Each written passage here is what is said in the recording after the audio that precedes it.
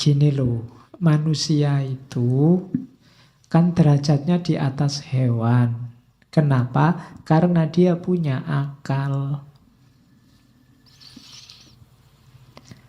Kemudian cuma dia di bawah malaikat. Kenapa? Karena dia punya hawa nafsu. Asumsi premis pertama itu. Maka harus hati-hati. Jadi manusia itu derajatnya di atas hewan dan di bawah malaikat. Terus hati-hati kalau dia, kenapa harus puasa? Puasa itu memerangi hawa nafsu. Kenapa tidak harus diperangi? Karena kalau hawa nafsu ini menguasai, dia jatuh ke level hewan. Nah, kalau dia bisa menaklukkan hawa nafsu, dia naik kelas ke level malaikat. Kenapa harus naik kelas, Pak, ke level malaikat? Bukan berarti jadi malaikat. Malaikat itu makhluk yang sangat dekat dengan Allah. Kalau manusia naik ke level malaikat, berarti dia ada di posisi yang dekat dengan Allah. Itu di antara rahasianya puasa. Kenapa berarti kita diwajibkan oleh Allah berpuasa? Itu sebenarnya Allah ingin dekat sama kita. Cuma ada penghalangnya, yaitu nafsu. Hawa nafsu yang menghalangi kita bisa dekat sama Allah. Maka oleh Allah kita diwajibkan puasa, biar kita bisa menaklukkan hawa nafsu, sehingga kita naik kelas ke level malaikat. Dan ketika kita di level malaikat itulah kita dekat sama Allah. Itu rahasianya puasa, katanya Ghazali. Mirip kayak sholat kemarin kan. Sholat juga menunjukkan kerinduan Allah pada kita, sehingga kita dipanggil untuk menghadap. Haji kemarin juga begitu. Allah memanggil-manggil kita, sehingga kita bilang labbaik Allahumma labbaik. Jadi ibadah-ibadah yang kita bahas 1 bulan ini menunjukkan cintanya Allah pada kita. Allah menunggu-nunggu balasan cintamu padanya. Itulah logikanya puasa. Jadi dalam perintah puasa tersembunyi cintanya Allah padamu. Ada penghalangnya. Ya kalau kamu sedang pacaran sama pacarmu, kok ada yang menghalangi orang ketiga, kan ini harus disingkirkan dulu. Biar kamu bisa dekat berdua. Ya kalau ada temanmu datang kan penghalang, suruh pergi. Suruh beli apa yang jauh, apa suruh. Nah kan logikanya begitu. Jadi biar kamu bisa dekat dengan yang kamu cintai. Kecuali kamu memang tidak cinta, kamu lebih milih nafsu, lebih milih teman yang ganggu tadi dibandingkan pacarmu. Itu alamat selingkuh berarti. Dan Allah sangat benci diselingkuhi. Ya, sakitnya kan di sini kalau diselingkuhi itu. Ya kan? Wong kamu aja diselingkuhi pacarmu kan ya marahnya bisa, apalagi Allah. Sudah segalanya diberikan untukmu. Alam semesta diperuntukkan bagimu. Kamu disuruh menguasai, mengelola. Maka kita diangkat jadi khalifahnya. Betapa cintanya Allah pada kita. Dicarikan jalan biar kita sering ketemu dengannya. Kita dikasih sholat, dikasih zakat, disuruh haji. Termasuk hari ini disuruh puasa. Itu menunjukkan Allah sangat cinta pada kita. Cuma kita sering cuek. Kehilangan esensi dari ibadah. Itu yang dikritikkan oleh Ghazali pada kita. Puasa kita lebih banyak puasa awam. Sehingga hakikat puasa yang menaklukkan hawa nafsu ini tidak ketemu. Karena tidak ketemu, akhirnya kita tidak jadi dekat sama Allah. Allah sudah nunggu-nunggu, kita nggak jadi nyampe. Betapa kecewanya. Nah itu logikanya begitu. Puasa itu. Jadi ketika kita sedang puasa, ingat-ingatlah bahwa kita sedang dicintai Allah, kita sedang ditunggu oleh Allah untuk mendekat padanya. Maka perbanyak ibadah, perbanyak ngaji. asiklah, mesralah sama Allah. Sudah nggak ada yang ganggu, ngaji juga libur kok. Tenang aja, nikmati 1 bulanmu sama Allah. Oke, dalam puasa kan komplek. Kamu bisa sholat, bisa ngaji, bisa macam-macam. Semuanya termasuk zakat kan ada juga dalam bulan puasa. Jadi lakukan sebaik-baiknya, nikmati bulan madu sama Allah selama 1 bulan. Syukur-syukur efeknya bisa terasa terus untuk setahun kemudian. Sampai Ramadan selanjutnya. Rindukan Allah terus dalam ibadah-ibadah sampai ketemu lagi bulan khusus. Bulan madu kesekian sama Allah. Itulah bulan puasa. Terus, oleh karena itu katanya Ghazali, hati-hati. Ini perumpamaannya Ghazali. Banyak orang berpuasa tapi berbuka. Banyak juga orang berpuasa tapi hakikatnya berbuka. Puasa tapi buka puasa itu orang yang puasa hanya jasmaninya saja. Tidak terhalangi dari maksiat, tidak terhalangi dari dosa-dosa batin dan anggota tubuh. Itu namanya orang yang puasa tapi sebenarnya buka puasa. Ada yang sebaliknya. Orang yang buka puasa tapi sebenarnya dia puasa. Disuruh puasa tidak mau, tapi dia sudah menjaga batinnya. Dia sudah tidak melakukan maksiat, hidupnya sudah tertib. Tapi dia tidak mau puasa. Itu orang yang buka puasa tapi hakikatnya puasa. Dua-duanya salah. Ibaratnya katanya Ghazali, itu saya nulisnya belum lengkap. Orang yang puasa tapi tidak menjalankan ibadah batinnya, tidak terhalangi dari nafsu dan maksiat, itu kayak orang wudhu, airnya sudah diusap-usapkan ke tubuh, sudah diulang-ulang 3 kali, tapi dia masih belum wudhu beneran, belum membasuh katanya Ghazali, masih hanya cuci muka. Jadi belum ketemu esensinya wudhu. Sama orang yang sudah tidak makan, tidak minum, tapi masih melakukan maksiat. Puasa batinnya belum jalan. Itu ya kayak orang wudhu tapi sudah ketemu air, sudah diusap-usap 3 kali, tapi masih belum dibasuh. Sebaliknya nanti orang yang tidak puasa, buka puasa, tapi sebenarnya puasa. Orang yang sudah ngerti syarat rukunnya wudhu juga sudah dibasuh 3 kali, tapi tidak ada niatnya untuk wudhu. Sama aja nggak ada nilainya. Jadi harus lahir dan batin puasa itu. Tidak boleh batin saja atau lahir saja. Sholat tidak boleh ingat saja tanpa ada aktivitas syar'i sholatnya. Puasa tidak boleh lapar dan haus saja. Haji nggak boleh rame-rame saja. Nama lainnya umroh haji kan sekarang wisata religius. Kok jadi wisata sekarang? Harusnya kan itu ibadah, tapi sekarang jadi wisata religius. Paketnya macam-macam. Ada yang habis umroh terus bonus rekreasinya ke Hong Kong. Ada yang terus rekreasinya, ya. Jeleknya cuma satu, kok saya nggak bisa ikut? Bayarnya mahal-mahal. Oke, jadi umpamanya itu ibadah puasa yang hakikatnya tidak puasa, atau tidak puasa tapi hakikatnya puasa. Dua-duanya keliru.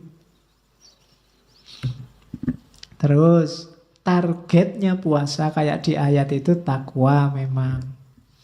Orang yang puasanya sukses, setelah Idul Fitri dia jadi orang fitrah, ciri hidupnya cuma satu, yaitu takwa. Kalau menurut Ghazali, takwa itu dari akar katanya punya sekaligus 3 makna. Yang pertama takut, haibah. Orang takut itu jadinya hati-hati. Yang ketiga taat. Yang Yang kedua taat, yang ketiga hatinya suci dari dosa. Ciri paling gampang, silahkan dilihat sendiri ayatnya, di situ sudah ada. Jadi orang yang puasa itu, nanti setelah puasanya sukses, setelah Idul Fitri, dia harusnya jadi orang yang hati-hati hidupnya. Tidak sembrono lagi. Orang yang haibat, takut dosa. Jangan setelah Ramadan, wah alhamdulillah Pak, saya sekarang sudah fitri, sudah bersih. Dosa-dosa dikit gak apa-apa, sudah kan, sudah bersih sekarang. Tidak begitu. Justru harusnya lebih takut. Khawatir kebersihannya, kefitriannya ternodai. Itu cirinya takwa. Tapi kalau orang habis puasa kok tambah sembrono, berarti puasanya tidak sukses. Yang kedua, takwa itu bermakna taat. Habis puasa kok lebih patuh terhadap agama. Lebih semangat ibadah. Lebih asyik berdua sama Allah, berarti sukses. Tapi kalau habis puasa tambah cerewet, perintahnya agama didebat terus. Kritik terus, gegeran terus tiap hari.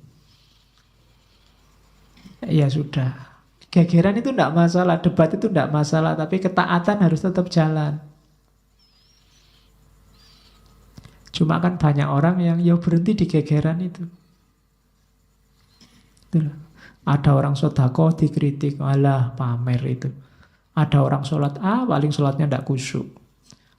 Ada orang puasa kok diperlihatkan. Puasa itu ya pribadi. Kok apa dikritik? Dia sendiri males.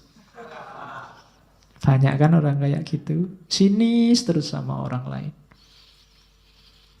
Matanya selalu menghadap keluar, tidak pernah ke dalam. Itu problem. Harusnya orang takwa itu semakin hati-hati. Jangankan ngomong atau perbuatan, gerak hatinya saja dia hati-hati. Makanya ciri takwa yang ketiga itu suci dari dosa hatinya. Dosa hati saja enggak, apalagi dosa fisik, apalagi dosa ucapan, dosa perbuatan. Oke, jadi itu target puasanya takwa. Terus hikmahnya, kalau tadi kan kualitasnya namanya takwa. Manifestasinya apa sekarang? Manifestasi itu bukti fisiknya. Yang pertama, puasa yang sukses berarti akhlaknya tambah mulia. Semakin berakhlak. Nanti dilihat ya, kalau habis puasa kok tambah sopan, tambah enak diajak ngobrol, semakin menyenangkan. Itu berarti dia akhlaknya semakin baik. Tapi kok habis puasa tambah ngamuan, tambah bikin sebel, deket aja kita males, ada yang tidak beres. Akhlak mulia, cirinya. Semakin sukses puasa, semakin mulia akhlaknya. Kemudian semakin pemurah dan penyayang. Kita sejak kecil sudah puasa, kalau puasa kita sukses, maka Islam akan benar-benar rahmatan lil alamin. Pemurah dan penyayang. Kenapa? Karena kita tidak terikat lagi sama dunia. Orang puasa kan menyapai hawa nafsu dan keduniaannya. Kalau puasa kita sukses, kita akan pemurah dan penyayang. Kalau hari ini, ciri ini belum muncul di dunia Islam, Islam yang pemurah dan penyayang, berarti harus banyak dievaluasi puasa kita. Evaluasinya ke dalam, tidak keluar. Hari ini orang kalau disuruh evaluasi selalu keluar. Selalu lihat orang lain. Islam ini rusak selalu gara-gara kamu. Tidak pernah gara-gara aku, jangan-jangan aku. Kalau ada banyak bencana itu selalu kamu sih, selalu begitu. Kamu sih Islamnya keras, yang sini kamu sih munafik, yang sini kamu sih, selalu orang lain. Tidak pernah, astagfirullah, jangan-jangan aku yang keliru ini. Muhasabah, jarang yang begitu sekarang. Orang jarang yang bertanya, jangan-jangan aku yang keliru. Semuanya selalu bilang, kamulah yang keliru. Itu problem kita hari ini. Berarti apa? Ciri yang tidak pemurah dan tidak penyayang. Puasanya nggak sukses. Orang yang puasanya nggak sukses berarti rahasianya tidak terpegang. Rahasianya apa? Dekat sama Allah. Orang yang tidak pemurah dan penyayang berarti belum dekat sama Allah. Terus yang ketiga, watak dan karakter kepatuhannya. Semakin rajin beribadah, itu ciri hikmah yang lain. Selama ini tidak pernah ke masjid, jadi rajin ke masjid. Apalagi pas ada makan-makannya.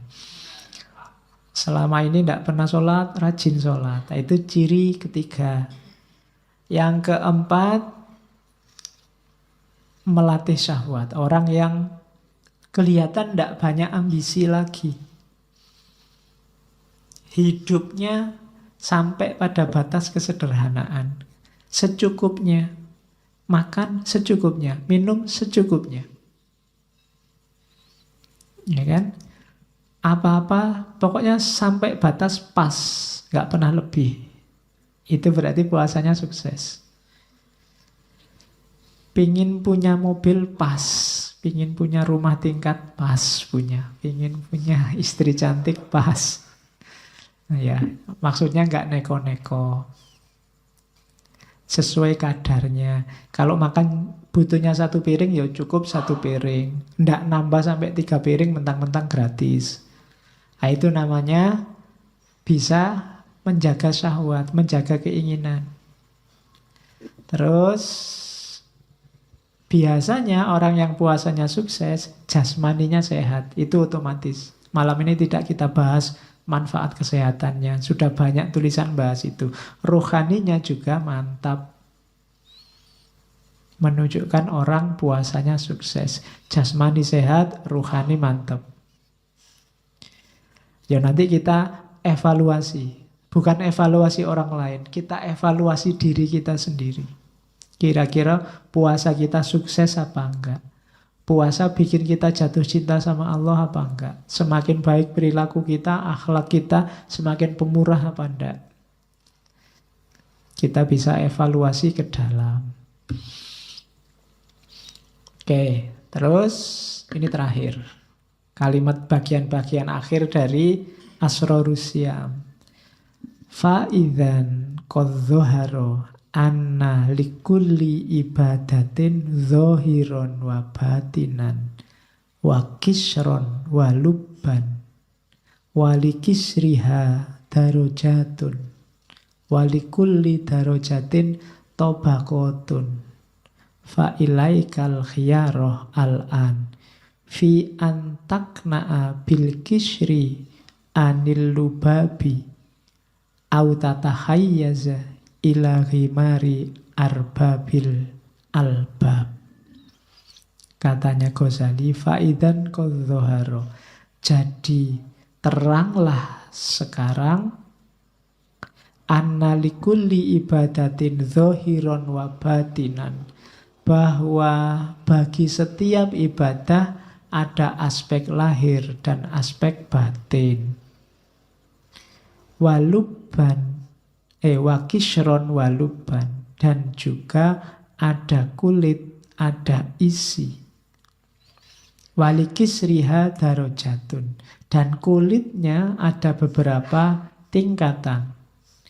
Walikuli darojatin tobakotun, dan di setiap tingkatan ada level-levelnya. Fa'ilaikal khiyaro al-an, maka silahkan engkau pilih sekarang fi antakna'a bil kisri anil lubabi, apakah cukup dengan kulit saja tanpa isi, atau engkau ceburkan dirimu dalam tingkatan-tingkatan isi. Jadi katanya Ghazali, ibadah itu ada lahirnya, ada batinnya, ada kulitnya, ada isinya. Dua-duanya penting. Cuma sekarang pilihlah, kamu milih kulit saja tanpa isi atau isi, dan tingkatan-tingkatannya. Kalau milih isi otomatis lewat kulit.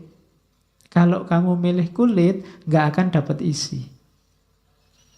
Itu logikanya. Kalau kamu pengen makan kacang, isinya kacang, kamu harus lewat kulitnya kacang. Kecuali kacang yang sudah dikuliti terus diplastiki. Itu urusan lain. Tapi kamu harus milih. Kamu kulitnya saja apa isinya. Kalau kamu nyari isinya, dua-duanya akan dapat. Karena harus lewat kulit terus baru ketemu isi. Tapi kalau kamu lewat kulitnya saja, isinya tidak akan terperoleh. Sejak kemarin kita ngaji mulai Syekh Abdul Qadir Jailani sampai minggu lalu Ali Syariati, kita banyak ngomong isi.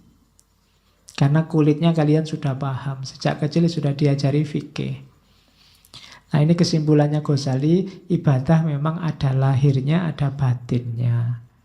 Kalau bisa jangan cuma milih kulitnya. Karena kalau kamu milih kulitnya, kamu tidak akan ketemu isinya. Kejarlah isinya. Lah kulitnya Pak, loh kamu tidak akan bisa ketemu isi kalau nggak lewat kulit. Jangan ujuk-ujuk hakikatnya. Ya lewat syariat dulu. Karena syariat itu jalan menuju hakikat yang nanti menghasilkan makrifat. Jalannya namanya torekot. Dari sini, karena ini kitab Ihya, kitab tasawuf. Jadi maunya Ghazali, ya mbok kita cari intinya, kita cari isinya. Jangan berhenti di kulit. Yang sering orang salah paham dianggapnya tasawuf itu tidak bahas kulit, hanya bahas isi. Loh, logikanya kalau orang menuju isi harus lewat kulit. Tidak mungkin orang ketemu isi dengan membuang kulit. Tapi orang yang berhenti di kulit tidak akan ketemu isi. Nah ini logika sebenarnya. Itulah yang ada di dunia tasawuf, termasuk puasa. Oke, itu beberapa quote bagus kalau ada yang mau pakai bahan ceramah. Ada yang dari Thorik Ramadan. Kamu bisa satu quote itu aja bisa kamu pakai sekali kultum. The philosophy of fasting call upon us to know ourselves. Filosofinya puasa itu adalah menyuruh kita untuk mengenali diri. Tidak cuma mengenali, to master ourselves, untuk menguasai diri kita. And to discipline ourselves the better. Dan juga untuk mendisiplinkan diri kita lebih baik. Jadi katanya Thorik Ramadan, puasa itu, tadi kan puasa itu menaklukkan hawa nafsu kita, diri kita sendiri. Untuk bisa ditaklukkan kan, jalan pertama apa? Ya harus dipahami, dikenali. Pahami dirimu, kenali dirimu. Kalau sudah kamu kenali, bisa kamu kuasai. Kalau sudah kamu kuasai, bisa kamu disiplinkan. Kalau sudah disiplin, akhirnya apa? To free ourselves. Kita bisa bebas. Bebas dari ikatan yang tidak perlu. Satu-satunya yang boleh mengikat kita, menjadi gantungan kita hanya Allah. To fast is to identify our dependencies and free ourselves for them. Jadi puasa itu mengidentifikasi, mengenali apa yang membuat kita tergantung, terus kita bebaskan diri dari itu. Itu kalimatnya Thorik Ramadan. Intinya sama dengan Ghazali tadi. Jadi bisa kalian pakai ini. Mungkin yang menganggap alah Ghazali terlalu sering dipakai Pak, yo pakai ini Thorik Ramadan. Isinya sama. Biar kamu nggak agak bosen tiap ceramah selalu ya ayyuhalladzina amanu kutiba alaikumusiyam. Ya. Tiap Ramadan itu iya sudah hafal itu. Kita masuk lebih dalam. Kalau ini Rumi. Katanya Rumi, fasting is the first principle of medicine. Puasa itu prinsip pertama pengobatan. Fast and see the strength of the spirit reveal itself. Puasalah dan lihatlah kekuatan jiwa akan muncul sendiri. Tidak usah pakai teori macam-macam. Puasalah saja dan lihat hasilnya. Cuma puasa yang benar. Dia akan jadi obat lahir sekaligus obat batin. Di antara filosof muslim klasik yang terkenal menyarankan puasa sebagai metode pengobatan antara lain Ibnu Sina, yang nulis kitab kedokteran pertama dalam sejarah manusia. Terus kalau ini Gandhi yang saya bilang tadi, I believe that there is no prayer without fasting and there is no real fast without prayer. Jadi puasa dan sholat, puasa dan doa itu tidak bisa saling ditinggal. Dua-duanya saling berkait. Makanya di banyak ayat itu puasa dan sholat itu satu paket. Jadi tidak mungkin orang puasa tapi tidak sholat atau sholat tapi tidak puasa. Dua-duanya satu paket. Nanti pembahasannya panjang. Kalau ini filosof Yunani. Jadi jangan salah, biar kamu nggak bosen, bete, dalilnya filosof puasa. Athenaeus ini filosof Yunani. Athenaeus kelihatan dia aslinya Athena. Nanti dia nulis buku yang jadi ini mungkin pengarang buku resep pertama dalam sejarah manusia. Resep makanan. Cuma dia nulis buku kalau diterjemahkan bahasa Indonesia judulnya Perjamuan. Cuma jangan dikira resepnya kayak hari ini, isinya tip and trick, tapi filosofinya juga banyak. Fasting cure disease. Puasa itu menyembuhkan penyakit. Dries up bodily humors. Mengeringkan, membersihkan dari kesenangan-kesenangan jasmania. Put demons to flight. Nyingkirkan setan. Orang puasa itu setan gak kerasan. Karena disuruh ini gak mau, disuruh itu gak mau, wong sedang puasa. Get rid of impure thought. Pikiran yang tidak murni akan pergi. Makes the mind clearer and the head purer. Membuat pikiran tambah jelas, hati tambah jernih. The body sanctified. Tubuh tersucikan. And rises man to the throne of God. Dan akhirnya manusia menuju singgasana ketuhanan. Itu jalannya puasa. Itu kalau di bahasa Arab kan bisa jadi kayak ayat. Cuma ini pakai bahasa Latin yang diinggriskan. Ini idola kita Plato. Katanya Plato, I fast for greater physical and mental efficiency. Kalau kalian merasa drop mental maupun fisik, puasalah. Itu sarannya Plato. Bagi yang merasa bete, jenuh, sumpek, ndak bisa move on, puasalah. Oh, itu sarannya Plato, poso. Rasakan efektivitasnya untuk hidupmu. Ya paling tidak kamu akan melupakan masalahmu dan mikir bahwa kamu sedang lapar. Paling tidak itu. Tapi ada lebih besar manfaat yang lain. Ya, Plato nggak ngomong panjang-panjang, pokoknya aku puasa untuk greater physical and mental efficiency. Jadi bisa dibayangkan orang kayak Plato juga menuju puasa. Oke. Ini terakhir, biar ada dalilnya, ini hadis dari Nabi. Enggak tak tulis Inggrisnya, Arabnya aja. Bahan kultum lagi. Man lam yada qawla zuri wal amala bihi wal jahla falaisa lillahi hajatun ayyada ta'amahu wa syarabahu. Abu Hurairah. Barang siapa yang tidak bisa meninggalkan kata-kata kotor, kata-kata tidak penting, kata-kata konyol, wal amalabihi, apalagi melakukan hal-hal kotor, hal-hal tidak penting, hal-hal jelek, wal jahla, dan Jahla itu tidak tahu, cuek, peduli amat. Falaisa lillahi hajatun. Allah tidak butuh ayyada atau amahu wa sarobahu. Allah tidak butuh lapar dan hausmu.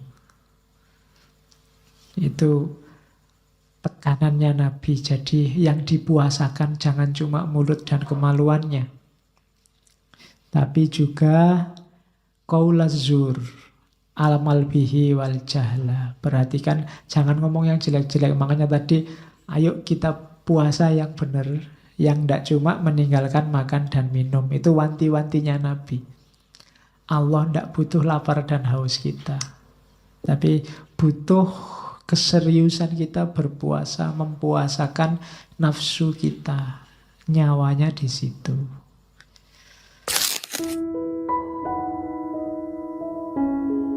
Terima kasih sudah menyimak. Semoga channel Mengaji Hening bersama Dr. Fahrudin Faiz selalu bisa memberikan ilmu, motivasi, dan kebermanfaatan. Salam sehat dan bahagia.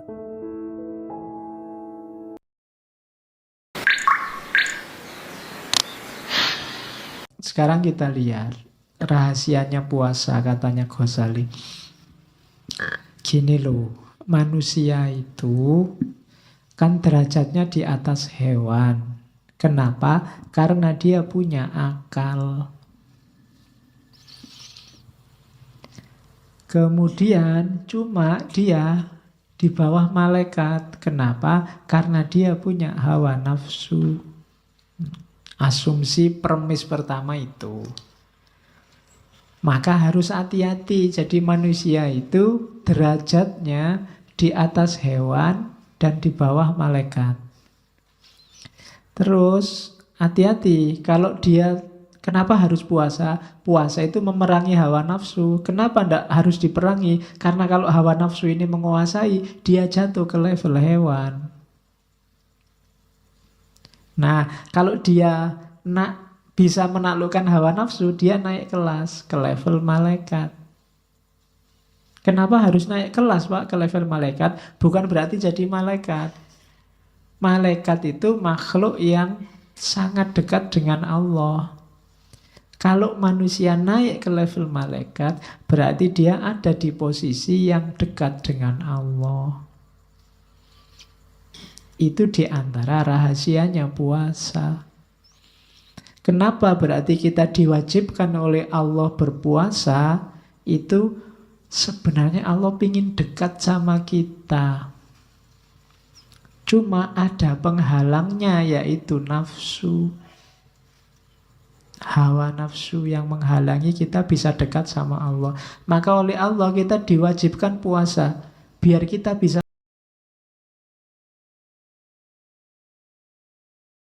Ketika kita menjalani puasa, kita juga sebenarnya sedang melakukan pembersihan diri. Nah, nilai ini namanya nilai purifikatif. Makanya nanti dalam surat Al-Baqarah itu puasa itu disebut puncaknya adalah ketakwaan. Orang yang bertakwa itu kan orang yang batinnya jernih sehingga anggota tubuhnya secara otomatis sukarela menjalani perintahnya dan menjauhi larangannya. Nah, puasa membersihkan kekotoran-kekotoran diri kita, hasrat, hawa nafsu, dan macam-macam dikontrol, dikendalikan, ditahan waktu puasa. Ini namanya kita sedang melakukan purifikasi, pembersihan. Nah, yang ketiga, ini kan berarti nilai pertama nilai normatif, nilai kedua nilai purifikatif. Puasa itu kita menjalani kewajiban sekaligus membersihkan diri.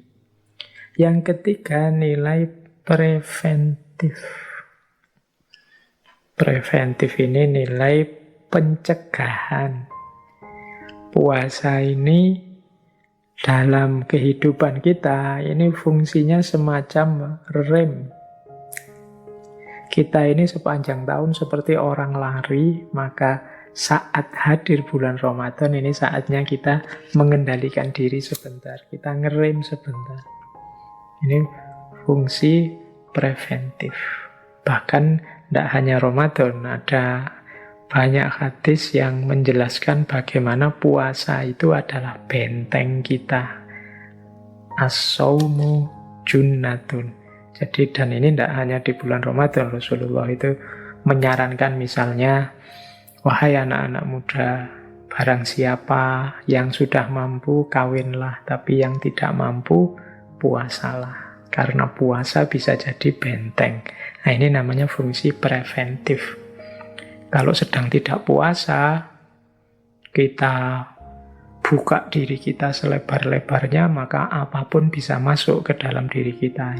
Yang baik maupun yang buruk, yang kotor maupun yang indah masuk semua. Tapi ketika kita puasa, kita dilatih untuk preventif, menahan diri, memasukkan ke dalam diri kita yang baik-baik saja. Khawatir puasanya batal. Jadi puasa berfungsi preventif. Itu nilai ketiga yang kita hidupkan saat kita puasa. Pak, tapi saya kalau puasa itu sebenarnya tidak terlalu jadi benteng juga, Pak. Saya itu masih buka HP, kadang masih main apa, kadang ngomongnya juga masih tidak kontrol. Nah, itu berarti puasanya kurang sempurna.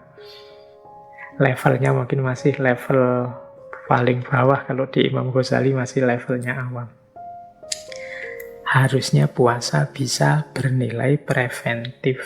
Jadi mencegah kita, membentengi kita dari hal-hal yang sulit kita hindari kalau kita pas tidak puasa. Boleh dipraktekkan. Kalau teman-teman sedang merasa galau, sedang merasa sedih, sedang merasa ada masalah, sedang merasa terancam oleh apa dan macam-macam, boleh melakukan puasa karena dia punya fungsi junnah, dia punya fungsi jadi benteng. Yang keempat, puasa berfungsi preservatif. Kalau preventif itu menjaga, preservatif itu memelihara. Preventif itu membentengi, preservatif itu memelihara. Teman-teman pasti sudah hafal hadis misalnya sumu tasihu, berpuasalah maka kalian akan sehat. Ini fungsi preservatif. Tadi saya bilang puasa ini semacam rem, paling tidak rem yang mengendalikan agar tubuh fisik kita ini tidak terlalu capek, tidak terlalu lelah bekerja terus-menerus dari pagi sampai malam. Ada istirahatnya, ini lebih menyehatkan. Nanti ada fungsi-fungsi puasa selanjutnya. Tapi yang jelas puasa juga berfungsi preservatif, memelihara kita biar sehat, jasmani, rohani, mental, spiritual. Jadi ketika kita menjalani puasa secara sekaligus kita menegakkan 4 nilai. Yang pertama nilai normatif, bahwa puasa itu adalah kewajiban. Yang kedua nilai purifikatif, bahwa puasa itu membersihkan kotoran-kotoran dalam diri kita, khususnya kotoran batin. Yang ketiga, puasa itu bernilai preventif karena kita mampu menjaga diri kita dari hal-hal yang merusak lahir maupun batin saat puasa. Dan yang keempat, puasa bernilai preservatif. Preservatif itu memelihara diri kita, membantu kita untuk lestari jasmani, rohani, mental, spiritual. Oke, jadi ini pertama yang harus kita ingat-ingat saat menjalani puasa, biar kita lebih serius lagi dalam berpuasa. Nah, kemudian kalau ini secara intelektual, penggalian kita pada puasa semoga membuahkan beberapa pelajaran-pelajaran. Nah, ini pelajaran dari puasa itu apa saja sih? Nah, ini coba kita gali ya. Dari aktivitas kita puasa itu kita bisa mengambil pelajaran apa? Ya yang tadi sih jelas kita sedang menghidupkan 4 nilai. Tapi kira-kira di luar 4 nilai itu pelajaran apa yang bisa kita ambil dari puasa? Di catatan saya yang malam hari ini saya bawa itu setidaknya ada 7 pelajaran yang bisa kita gunakan, kita ambil dari aktivitas kita berpuasa. Oke, 7 ini yang pertama adalah kepatuhan, yang kedua adalah riyadhah atau pelatihan, yang ketiga adalah pengorbanan, yang keempat penyucian, yang kelima perjuangan, yang keenam keikhlasan, yang ketujuh adalah iktibar tentang diri kita. Nah ini yuk kita perhatikan pelan-pelan. Siapa tahu bisa jadi bahan kultum kita Ramadan besok ya. Oke, baik. Kita mulai pelajaran dari puasa. Yang pertama adalah pelajaran tentang kepatuhan. Jadi kita yang menjalankan puasa ini sebenarnya sedang mematuhi perintahnya Allah. Jadi pelajaran pertama itu ya pelajaran tentang mode hidup kita di dunia sebagai seorang hamba yang harus patuh pada apapun perintah. Jadi kita dengan menjalankan puasa bisa belajar seperti ini loh yang harusnya saya lakukan kalau Allah memerintahkan sesuatu. Jadi pelajaran tentang kepatuhan terhadap perintahnya. Pelajaran yang kedua adalah pelajaran tentang riyadhah, pelatihan. Ya memang puasa ini manfaatnya banyak, cuma kan kita jalankan hanya 1 bulan. Lah 11 bulan yang lain bagaimana?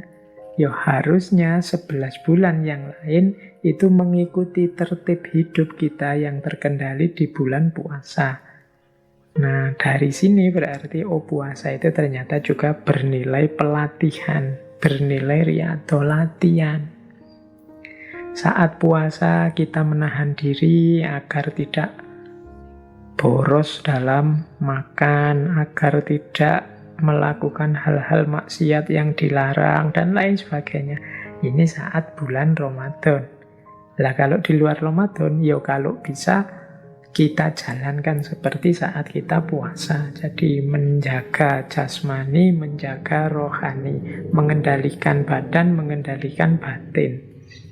Sudah dimulai saat puasa, di luar puasa tinggal dilanjutkan saja. Berarti pelatihannya sukses kalau bisa begitu. Kalau tidak, ya berarti Ramadan kita gagal nilai pelatihannya. Yang ketiga, selain kepatuhan, pelatihan, puasa juga mengajarkan kita berkorban. Puasa itu sebentuk pengorbanan. Kita itu punya uang, kalau makan sehari 3 kali aja, bahkan 4-5 kali mampu. Tapi kita mengorbankan keinginan kita demi keinginannya Allah. Maka kita tidak makan. Kita mengorbankan waktu kita demi menjalani puasa kepada Allah. Itu juga sejenis pengorbanan. Kita mengorbankan daya, upaya, tenaga kita di bulan Ramadan ini untuk Allah. Itu juga sejenis pengorbanan. Jadi pelajaran keempat, puasa mengajari kita untuk pelajaran ketiga mengajari kita untuk berkorban. Yang keempat, puasa mengajarkan kita untuk mensucikan diri. Jadi puasa ini kan semacam bersih-bersih segala kotoran lahir maupun batin. Kita tidak menjejali diri kita dengan nafsu lahiriah maupun nafsu batinnya. 1 bulan saja diri kita terjaga, tidak kemasukan hal-hal yang kotor dan jelek, apalagi lahiriah kita puasa, insya Allah keluar dari bulan Ramadan, kita benar-benar ada di makom fitri, tersucikan. Jadi puasa bisa juga dimaknai sebagai aktivitas bersih-bersih, penyucian diri. Yang kelima, puasa juga pelajaran bagi kita untuk berjuang, berjihad, bahkan jihad yang paling berat, yaitu jihadun nafas, mengalahkan diri kita sendiri. Ini pelajaran yang kelima. Kalau ini ya teman-teman ngerti ya betapa puasa itu berat. Ingin makan tidak boleh, ingin ini tidak boleh, ingin itu tidak boleh. Mau buka-buka HP, khawatir nanti melihat yang begitu-begitu, akhirnya dikurangi dan lain sebagainya. Itu kan perjuangan namanya. Yang keenam, puasa memberi kita pelajaran tentang ikhlas. Jadi ada pelajaran ikhlas dari puasa. Karena puasa ini kan bukan ibadah yang kelihatan orang. Kita puasa atau tidak puasa, nomor 1 yang ngerti hanya diri kita sendiri. Kalau kita tidak puasa kemudian keluar ngaku puasa pun orang luar juga tidak ngerti. Jadi puasa itu mengajari kita ikhlas. Benar-benar semuanya untuk Allah saja. Tidak untuk manusia. Ini pelajaran untuk ikhlas, untuk tidak pura-pura. Memang puasa ini tidak kelihatan, tapi aku persembahkan kepada Allah saja. Mungkin orang menganggap aku tidak puasa, wong mereka tidak tahu. Yang tahu hanya aku. Ini pelajaran keikhlasan. Yang terakhir, puasa itu di baliknya terkandung pelajaran iktibar tentang kelemahan diri. Jadi puasa itu mau tidak mau dia mengajarkan pada kita betapa lemahnya diri ini, betapa terbatasnya diri ini. Tidak diisi makanan pagi sampai maghrib saja, itu rasanya sudah lemes, tidak kuat ngapa-ngapain. Nah, ini iktibar tentang kelemahan diri. Manusia ini kan penting untuk menyadari kelemahan dirinya, keterbatasan dirinya. Nah, puasa tidak memberi ceramah tentang seperti apa kelemahan diri dan keterbatasan diri kita. Puasa langsung saja menyuruh kita tidak makan dari subuh sampai maghrib, dan di situ tiba-tiba kita sadar, oh ternyata aku ini lemah. Aku ini terbatas. Sebanyak apapun harta, sepinter apapun aku, begitu puasa, ya pas menjelang buka juga lemes. Ternyata aku ini lemah. Nah, jadi dari puasa kita bisa beriktibar tentang kelemahan diri kita. Oke, berarti ada berapa tadi? 1, 2, 3, 4, 5, 6, 7. Puasa memberi kita pelajaran tentang kepatuhan, pelajaran tentang riyadhah, melatih diri, pelajaran tentang pengorbanan, pelajaran tentang penyucian, pelajaran tentang perjuangan, pelajaran tentang keikhlasan, dan pelajaran tentang kelemahan diri. Oke. Ini boleh dicatat sama teman-teman, nanti saat menjalani puasa boleh dicentangi 7 ini. Apakah sudah sepenuhnya aku patuh? Apakah sukses pelatihanku di bulan Ramadan ini? Sudahkah aku siap berkorban dalam menjalani puasa? Siap berkorban itu ya seperti tadi, tidak hanya berkorban fisik menahan lapar, tapi mungkin berkorban daya upaya, usaha, energi untuk tidak melakukan yang tidak disukai oleh Allah. Kemudian apakah puasa juga punya daya pembersihan terhadap diriku? Sudahkah aku serius berjuang sebagaimana saat puasa? Menaklukkan diri sendiri, menaklukkan hawa nafsu, ambisi, hasrat. Adakah aku ikhlas dalam puasa? Dan sudahkah aku sadar bahwa diri ini lemah? Oke, jadi selain tadi ya ada 4 nilai, kemudian ada 7 pelajaran yang bisa kita ambil dari puasa yang kita jalani. Oke, ambil nafas sebentar. Kita cari lagi materi yang lain di level hikmahnya puasa. Nah, selanjutnya hikmah puasa untuk diri kita secara individu. Wah, ini ternyata banyak hikmahnya. Hikmah ini berarti rahasianya. Puasa untuk diri kita sendiri ternyata punya rahasia, itu di catatan saya, kesehatan dan kekuatan fisik, kesehatan dan kekuatan mental, kesehatan dan kekuatan spiritual, juga kesehatan dan kekuatan bahkan sosial dan politik. Ini untuk diri kita ya, diri kita sendiri. Nah,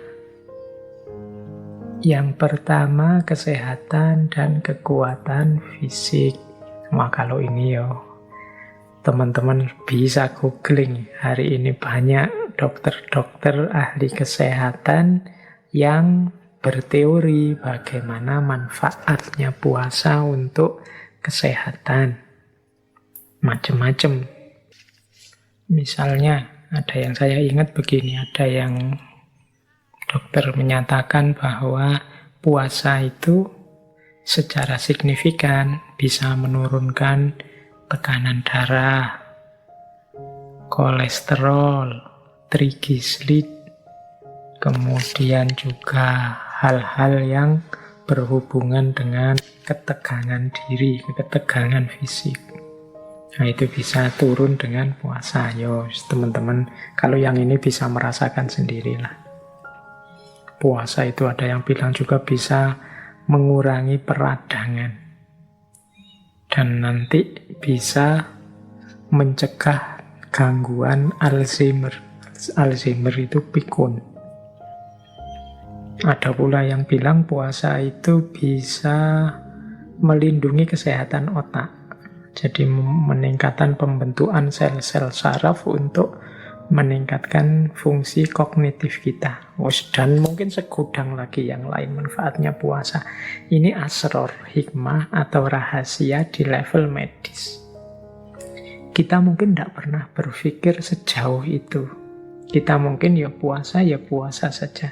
Tapi di balik itu ternyata ada rahasia-rahasia medis. Jadi keuntungan untuk kita dari ranah kesehatan. Ya, ini salah satu indikasi yang sering saya bilang bahwa Allah itu begitu sayang pada kita. Kalau memerintahkan sesuatu, selalu saja orientasinya bukan keinginannya Allah saja, tapi kepentingannya manusia. Apapun yang diperintahkan oleh Allah selalu punya rahasia. Di balik itu ada nilai penting, bahkan mungkin sangat penting untuk manusia. Ya, seperti saya jelaskan tadi, ini baru dari sisi medis saja. Bagaimana puasa itu ternyata menjadi sumber kesehatan, banyak membantu kita untuk memperoleh kesehatan. Baik, ya ini namanya asror. Saya bilang tadi level asror atau hikmah itu kita tidak ngerti ini atau tidak nyampe ke sini, pikiran kita tidak masalah. Kita dapatkan kesehatan tanpa sadar bahwa itu sebenarnya hasil dari puasa. Itu kan sering seperti ini, tapi tidak masalah seperti itu. Baik, selanjutnya hikmahnya puasa dari level mental. Jadi puasa ternyata juga punya manfaat kesehatan mental. Ya, paling mudah kelihatan itu dengan berpuasa orang dituntut mengendalikan dirinya, hawa nafsunya, hasrat ambisinya. Puasa itu kan makna harafiahnya sering disebut adalah al-imsak, menahan diri. Nah, menahan diri dari hal-hal yang dilarang oleh agama secara mental, seperti melampiaskan hawa nafsu tanpa batas, ambisi yang tak terkendali, iri, dengki, dan lain sebagainya. Ini kan kalau puasa harus kita kendalikan. Efeknya secara mental juga positif. Jadi dengan itu akhirnya kita bisa mengendalikan diri. Kalau bahasa saya sering itu kita akhirnya jadi punya rem. Nah, itu manfaat mentalnya. Yo, banyak sebenarnya. Kalau ini dijelaskan nanti bisa masuk ke ranah akhlak, ke ranah pengendalian diri dan pembersihan diri. Yang ini sangat bermanfaat untuk kesehatan mental kita. Apalagi hari ini zaman yang seperti di sesi teknologi kemarin itu kita yang serba terburu-buru, serba ingin segera sukses, serba dipepet kiri kanan, harus segera lulus, harus segera kawin, harus segera kaya, harus segera dapat pekerjaan, harus segera, semuanya harus segera. Nah, goncanglah mental kita. Nah, dengan puasa kita bisa mengendapkan semua itu agar tidak meruntuhkan hidup kita. Pelan-pelan kita tenangkan diri, kita stabilkan mental. Puasa menyediakan momen untuk itu. Itu yang kedua. Yang ketiga juga ternyata puasa punya hikmah spiritualnya.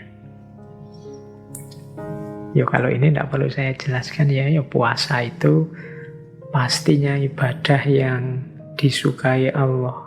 Satu-satunya ibadah yang kata Allah ini untukku dan aku akan membalasnya sendiri secara khusus. Puasa adalah jalan yang ringkas untuk kita bisa dekat, sedekat mungkin dengan Allah. Ini berarti sisi spiritualitasnya puasa. Meskipun kadang-kadang kita jarang memanfaatkan ini. Kita itu oleh Allah diberi banyak sekali momen yang kita bisa dekat, menyapa, berhubungan dengan Allah. Tapi tidak kita manfaatkan momen-momen itu sehingga berlalu begitu saja. Kita punya sholat, kita punya doa, kita punya puasa. Tapi sejauh mana momen-momen Allah memanggil kita, ingin dekat dengan kita, itu benar-benar kita manfaatkan untuk semakin dekat dengan Allah. Banyak kita yang hanya menjalankannya formalitas dan rutinitas saja. Termasuk puasa ini. Maka penting, mari kita gali hikmah spiritualnya puasa. Semoga puasa kita semakin membuat kita tambah dekat kepada Allah. Kemudian kalau itu hikmah yang ketiga. Yang keempat, hikmah kesehatan dan kekuatan sosial serta politik. Ini isinya hikmah sosial politik. Ini yang berhubungan dengan puasa. Itu di situ saya tulis setidaknya ada di 4 variabel. Yang pertama apa? Puasa membuat kita sadar terhadap kelemahan kita.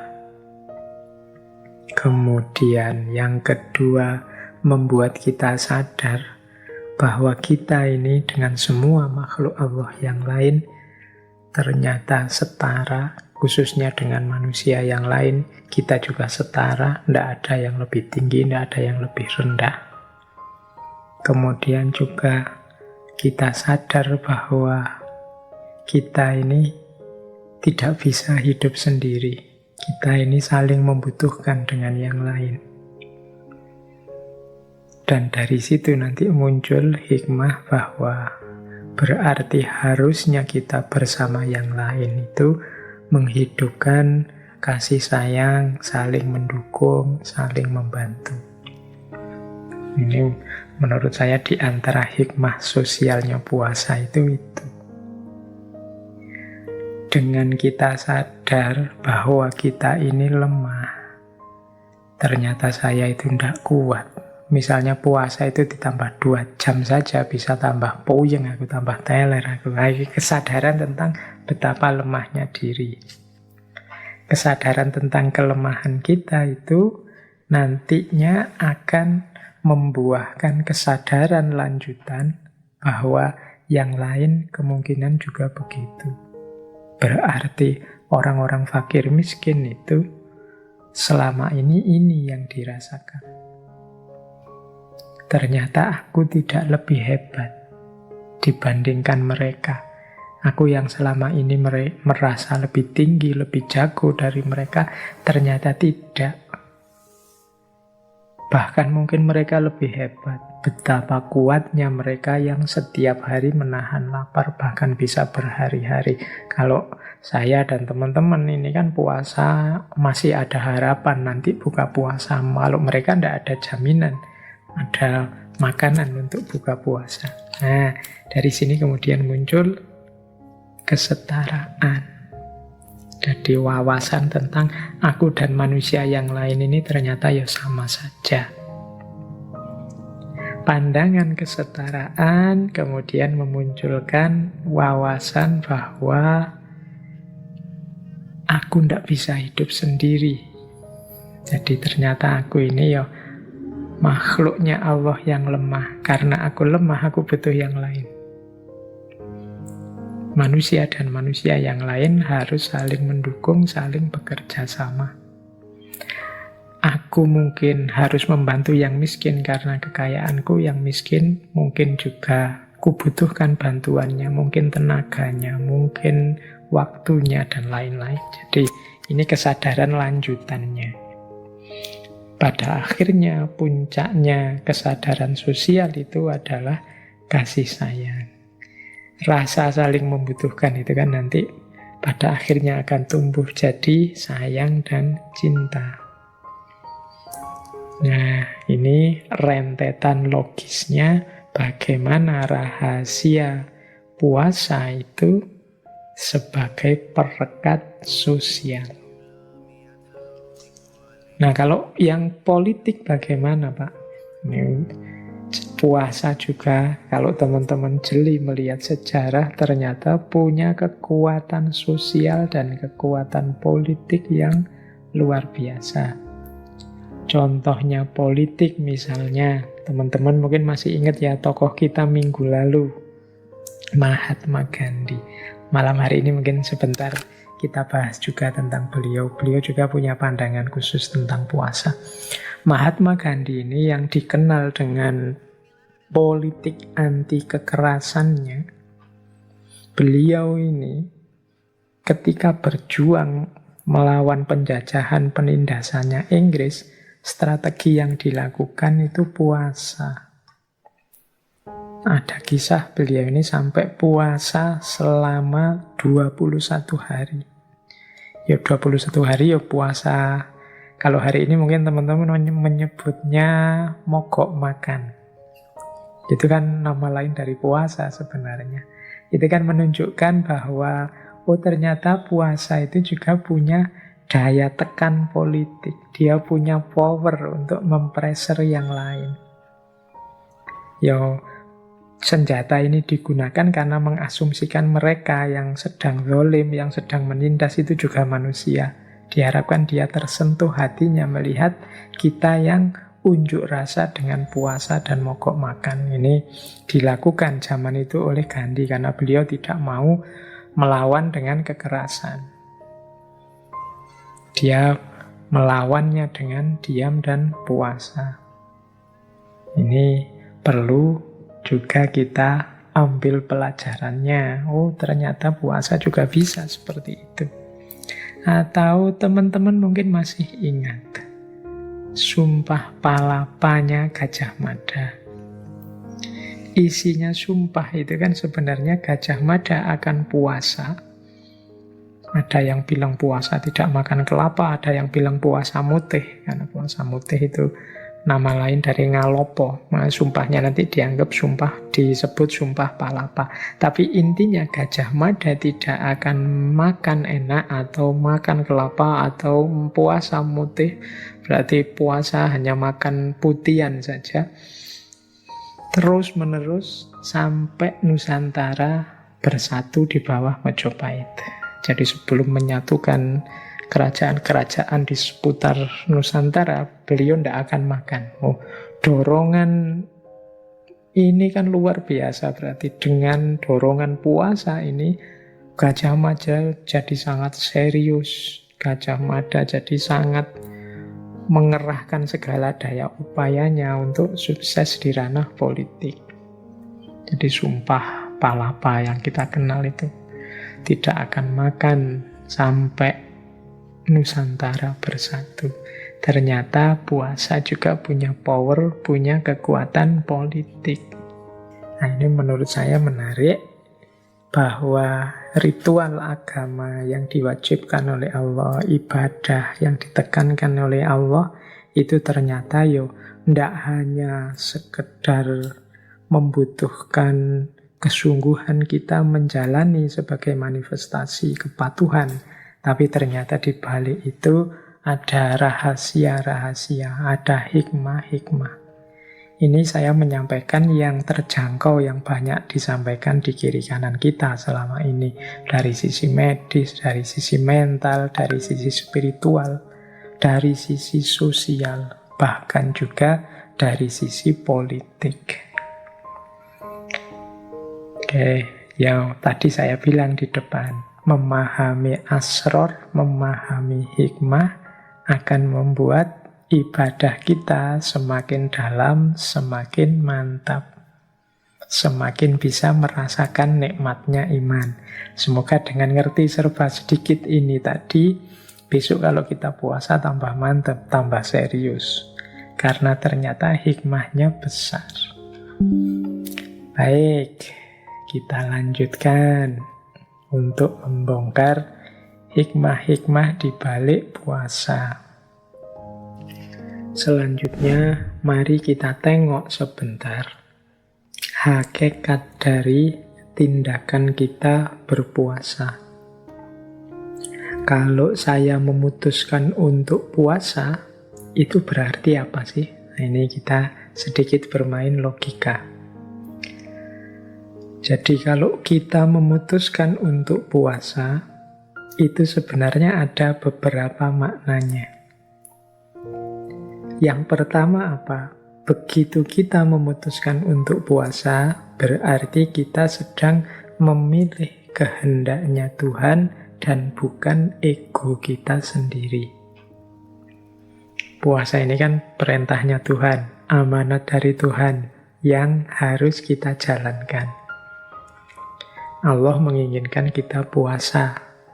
Sementara kita sendiri kalau mau jujur kan inginnya tidak dihalang-halangi, tidak dibatas-batasi. Kalau menginginkan makan, menginginkan minum, menginginkan hubungan seks dengan siapa saja, dan lain sebagainya. Begitu kita lebih milih puasa, itu kan artinya berarti kita lebih memilih kehendak Tuhan dibandingkan ego keinginan kita sendiri. Jadi ini keutamaannya yang pertama. Jadi dibalik keputusan kita berpuasa, ini keputusan yang sungguh-sungguh ya, bukan puasa hanya karena terpaksa atau hanya karena ikut orang lain, atau puasa hanya karena sebagai tindakan yang sudah kadung. Kalau bahasa Jawanya kadung itu, ya sudah terlanjur jadi orang Islam, gimana lagi Pak, harus puasa. Itu kalau seperti ini tidak ada nilainya, keterpaksaan itu kan tidak ada nilainya. Tapi kalau kita dengan sadar memilih puasa, meskipun kita tahu diri kita ini sebenarnya lebih senang kalau tidak puasa, ini berarti menunjukkan bahwa kita lebih memilih kehendaknya Tuhan dibandingkan keinginan egois kita. Maka tadi teman-teman, kalau madrasah puasa, pelatihan puasa ini sukses, besok kalau kita sudah selesai Ramadan, ayo kita ingat-ingat jagonya kita di bulan Ramadan ini. Kejagoan kita di bulan Ramadan ini apa? Lebih milih keinginannya Allah dibandingkan keinginan kita sendiri. Kalau nanti setelah puasa ini kita masih bisa begini, berarti pelajaran kita di bulan puasa sukses. Yang kedua, senada dengan tadi, lebih memilih kehadiran Tuhan dibandingkan kesenangan sendiri. Jadi berpuasa ini kan semacam dimensi spiritual yang menghadirkan Tuhan dalam kehidupan kita. Sementara hadirnya Tuhan itu kan sering dalam tanda petik mengganggu kesenangan kita. Kita ini kan inginnya hidup itu seneng-seneng, apa saja yang kita inginkan terpenuhi, meskipun kadang yang kita inginkan itu tidak positif.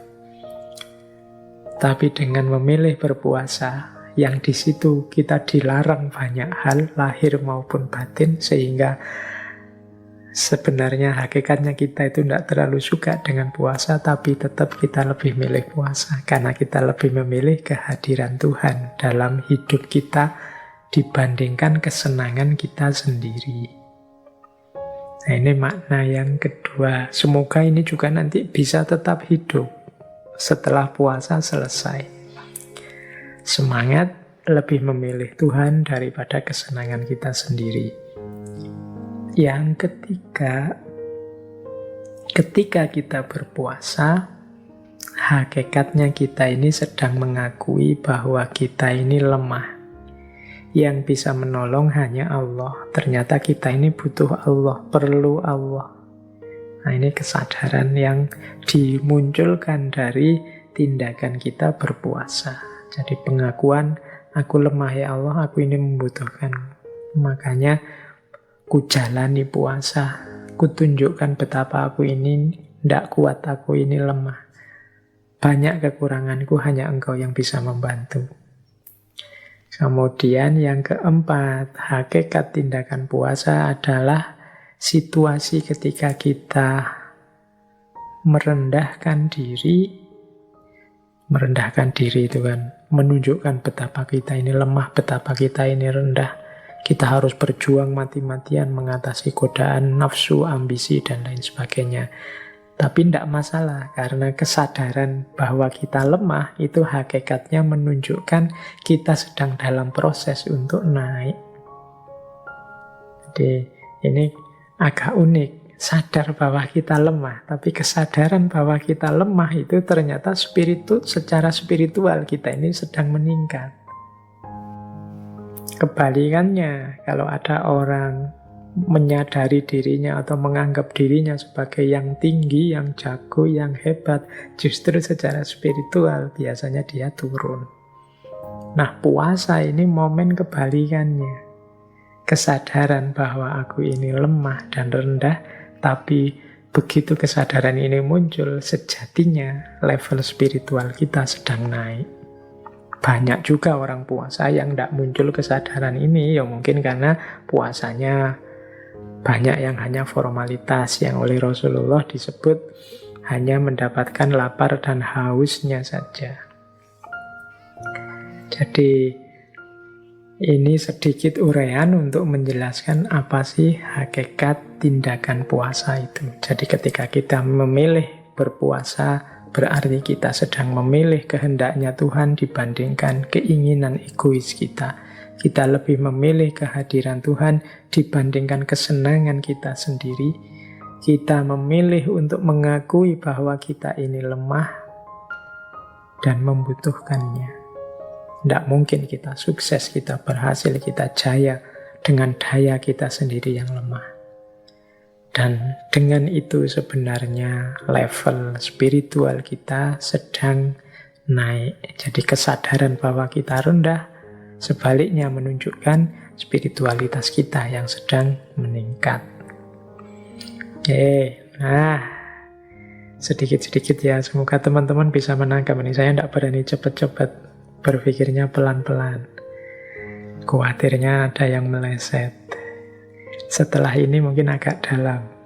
Nah, disiapkan dulu ubur rampingnya. Kalau yang tadi sebenarnya masih naratif, masih sederhana, uraian yang saya jelaskan sebelum ini itu teman-teman bisa menemukannya di mana-mana. Nah, setelah ini kita mungkin agak ke yang lebih filosofis lagi tentang puasa. Baik, kalau tidak bisa ditangkap, misalnya susah dipahami, ya tidak apa-apa, didengarkan saja. Paling tidak teman-teman sudah dapat pahala dan ridhonya Allah dengan mengaji, dengan memperluas wawasan, mencari ilmu. Insya Allah, kalau memang Allah mengizinkan, ya nanti cahayanya masuk. Kalau tidak, ya kita berdoa semoga Allah ridho dan memberikan cahayanya. Baik teman-teman, sekarang kita mulai ya, membahas yang lebih filosofis, lebih dalam tentang puasa. Nah, yang pertama, saya ingin menggalinya dari aspek the law of polarity. Hukum polaritas. Ini salah satu manifestasi hukum polaritas itu, kalau teman-teman mungkin masih ingat, adalah yin yang. Jadi yin yang itu kan satu hukum semesta yang menunjukkan bahwa segalanya berpasangan.